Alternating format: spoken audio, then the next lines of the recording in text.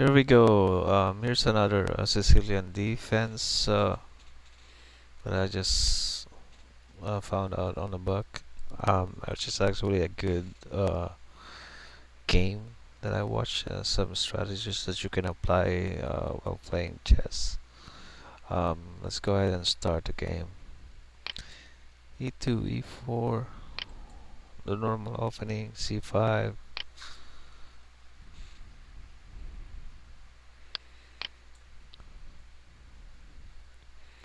E6, D2, D4.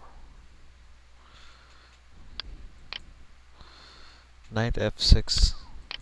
Advance the pawn to D5 to E5. Knight D5. Knight F3.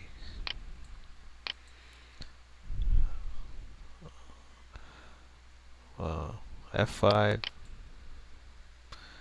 Bishop E2. Knight C6, which is actually really too late at this point because he's supposed to capture the D pawn by the C5 pawn during the process, but this one is kind of little late.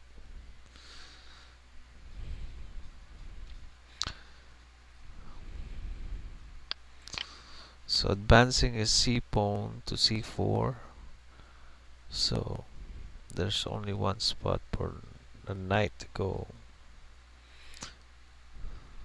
He's not gonna gamble to go to B4 because he's not gonna be able to exit somewhere. So the only option for him is B6.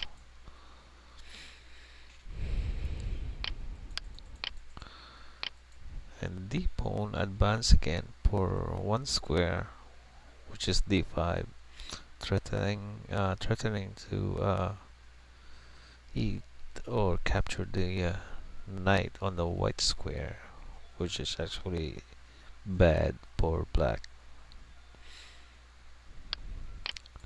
So he moves his knight to E7, expecting that the exchange will happen over here from D pawn to capture the E6 pawn, but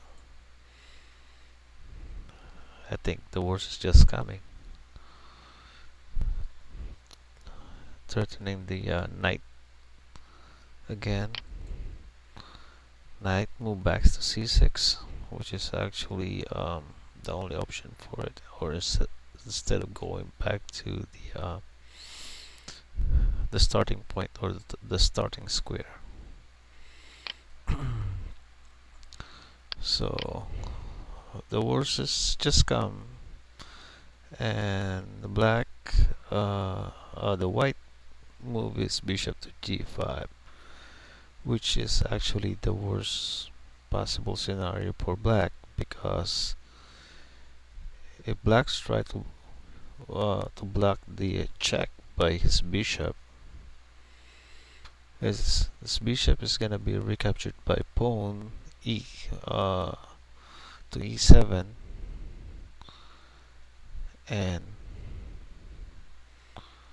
there's a check again, and the king will move to C7, which is actually a checkmate because the queen will go down to D6, and there's a check. Or the black will sacrifice his queen in order to save his king. Well, either scenario is still worse, so probably the black will quit on this game. And I think that's it.